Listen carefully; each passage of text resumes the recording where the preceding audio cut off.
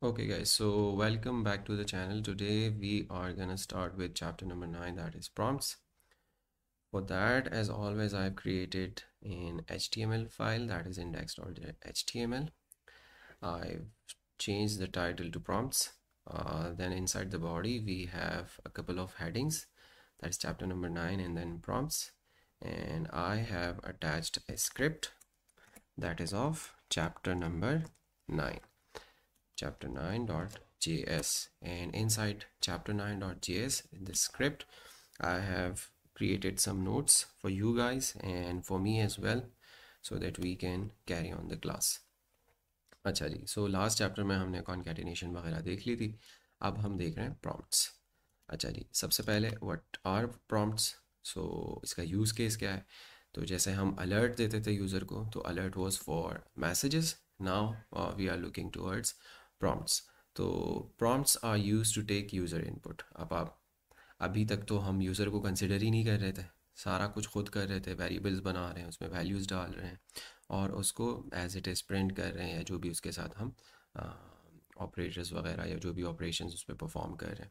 But real world में ऐसा नहीं होता. आप यूज़र को इन्वॉल्व करते हो और उससे उसकी इनपुट लेते हो और उसके इनपुट पे बेस्ड फिर आप डिसीजंस लेते हो. ऑब्वियसली आप बहुत सारी ऐप्स में और बहुत सारी वेबसाइट्स पे देख रहे होते हैं. सो प्रॉम्प्ट जनरेट करने का सिंपल एक मेथड है. आप प्रॉम्प्ट जो कीवर्ड है वो लिखें, और जैसे हम अलर्ट में करते थे, कोई भी स्ट्रिंग, कोई भी मैसेज आप यूज़र को दे सकते हैं कि let's say please enter your age. सही. अब सेव किया मैंने और वापस आया, तो ये हमारे पास मैसेज आ रहा है और एक इनपुट बॉक्स आ रहा है इनसाइड द प्रॉम्प्ट यूज़र का इनपुट लेने के लिए. सो लेट्स से यूज़र ने एंटर किया लेट्स से 25 और ओके कर लिया. तो हमारे पास ऑब्वियसली प्रॉम्प्ट जो है वो गायब हो गया. अब हम पे डिपेंड करता है कि हम इस वैल्यू का क्या करना चाहते हैं. So let's say right away containers मैंने आपको पढ़ाए थे, तो आप क्या कर सकते हो, इस वैल्यू को कंटेन कर सकते हो inside a variable. Let's say मैं इसको नाम दे देता हूँ यूज़र एज, ताकि हम इसको कंटेन कर सकें और इसको आगे यूज़ भी कर सकें. सो यहाँ से यूज़र एज को मैंने क्या किया, कंटेन कर लिया inside a variable that is user age. और लेट्स से अब मैं यूज़र को एक मैसेज दे देता हूँ कि यू आर और क्या देना है, लेट्स से यूज़र एज. ये कॉन्कैटिनेशन हम देख चुके हैं लास्ट चैप्टर्स में. यू आर दिस जो भी यूज़र ने इनपुट दिया है, ईयर्स ओल्ड. और यहाँ पे भी एक स्पेस दे देते हैं ताकि हमारा जो मैसेज है वो क्लियर हो. तो सेव किया, वापस आए, एक्सक्यूज़ मी, यूज़र के पास जो है वो प्रॉम्प्ट आ रहा है. तो please enter your age. Let's say उसने 22 एंटर किया और यहाँ से ओके कर लिया. तो कंसोल में हमारे पास एक मैसेज आ रहा है, your age, you are 22 years old. तो अच्छा जी, एक तो प्रॉम्प्ट लिया मैंने ये कंसोल के अंदर, योर नहीं यू आर, ठीक हो गया. तो let's say 35 okay, you are 35 years old. तो इस तरह हम कर सकते हैं यूज़र के एज को कंटेन करके. अच्छा, ज़रूरी नहीं है कि आप इसको कंसोल कर लें. ऑब्वियसली आप इसको अलर्ट भी कर सकते हैं. सो लेट्स से अलर्ट, और उसके अंदर जो भी हमने यहाँ पे क्रिएट किया है एज इट इज़ वो यहाँ पे मैं पास कर देता हूँ. दोनों चीज़ें भी कर सकते हैं. सो दोनों करके देखते हैं. तो लेट्स से यूज़र हमारे पास आया विथ 33 ईयर्स. सो हमने पहले उसको अलर्ट दिया यू आर 33 ईयर्स ओल्ड, और हमारे पास यू आर 33 ईयर्स ओल्ड जो मैसेज है वो कंसोल के अंदर भी आ रहा है. So let's comment it out. और एक और एग्जांपल लेते हैं. लेट्स से मैंने यूज़र को मैसेज दिया, एक प्रॉम्प्ट दिया, प्लीज़ एंटर योर नेम. और यूज़र नेम के अंदर एक वेरिएबल बनाकर मैंने यूज़र नेम के नाम से मैंने क्या किया, यूज़र इनपुट जो भी अपना नाम करेगा वो मैंने यहाँ कंटेनर के अंदर डाल दिया.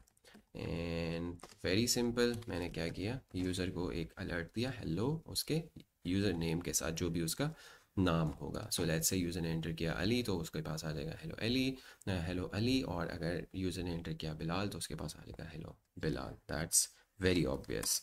तो यहाँ पे आए और यूज़र ने एंटर किया लेट्स से अली, एंटर किया तो हेलो अली, हमारे पास अलर्ट आ चुका है। और ऑब्वियसली मैं कंसोल भी कर रहा हूँ, तो कंसोल के अंदर भी वो मैसेज हमारे पास आ चुका है। Very simple. सो इसको कर लेते हैं कमेंट आउट।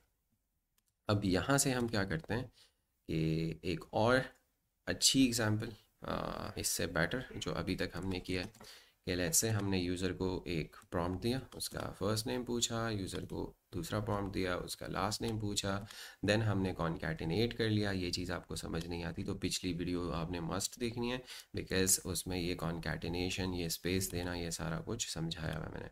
और कॉन्कैटिनेट करके फर्स्ट लास्ट नेम को हमने क्या किया, एक तीसरा हमने कंटेनर बनाया दैट इज़ फुल नेम, और उसको हमने फिर अलर्ट किया हेलो के साथ। तो हम आते हैं वापस, दो प्रॉम्प्ट्स आने हैं हमारे पास। तो first name let's say Mohammed, okay, और लास्ट नेम का हमारे पास अभी प्रॉम्प्ट आ रहा है, तो लेट्स से मैंने कहा अली, ओके किया। सो हमारे पास मैसेज आ रहा है hello Mohammed Ali. That's very good. अच्छा जी, यहाँ सेव नहीं करना है, तो वापस आके मैं कर लेता हूँ इसको कमेंट आउट, और नीचे आते हैं, एक रियल वर्ल्ड एग्जांपल लेते हैं। सो लेट्स से हम क्रिएट कर रहे हैं एक स्टेशनरी शॉप बिलिंग सिस्टम। सो हम क्या करते हैं कि कोई हमारा कस्टमर आया, उसने लेट्स से एक पेंसिल ली और एक उसने ली लेट्स से एक नोटबुक। तो अब हम क्या कर रहे हैं कि हम उसको, हमारा सिस्टम है, अब हम खुद बिल बना रहे हैं। तो हम हमारा सिस्टम हमें एक प्रॉम्प्ट देगा कि पेंसिल की प्राइस एंटर करो, and same goes for the notebook.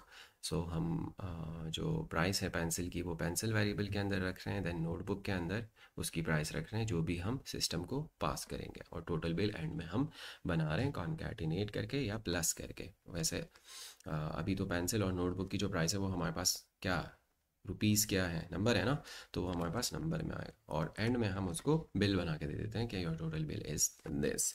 Save किया, वापस आए, price for pencil let's say मैंने कहा 25, और नोटबुक लेट्स से मैंने कहा 100।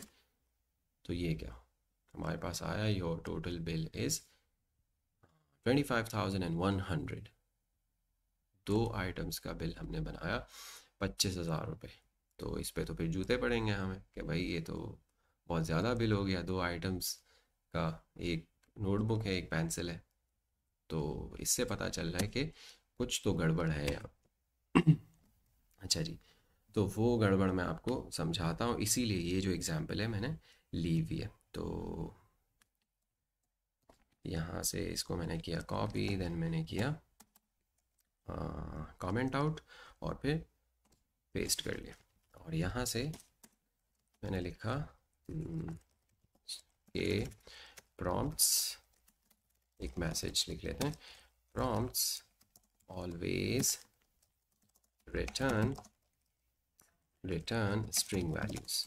हम तो नंबर एंटर कर रहे हैं, पेंसिल की प्राइस, नोटबुक की प्राइस एंटर कर रहे हैं, हम तो समझ रहे हैं कि भैया हम नंबर्स दे रहे हैं तो वो प्लस करेगा, बट वो ऑलवेज हमें रिटर्न करता है स्ट्रिंग। दैट्स वाई इसने कॉन्कैटिनेट किया 25 को और 100 को, तो 25,100 आपका बिल बन गया। तो अब हम क्या करेंगे कि ये जो स्ट्रिंग रिटर्न हो रहा है ना, इसको हम करेंगे नंबर में कन्वर्ट। तो नंबर में कन्वर्जन हम ये सारी चीज़ें आगे देख रहे होंगे, बट आपने अभी क्या करना है कि प्रॉम्प्ट से पहले आपने एक प्लस लगा देना है।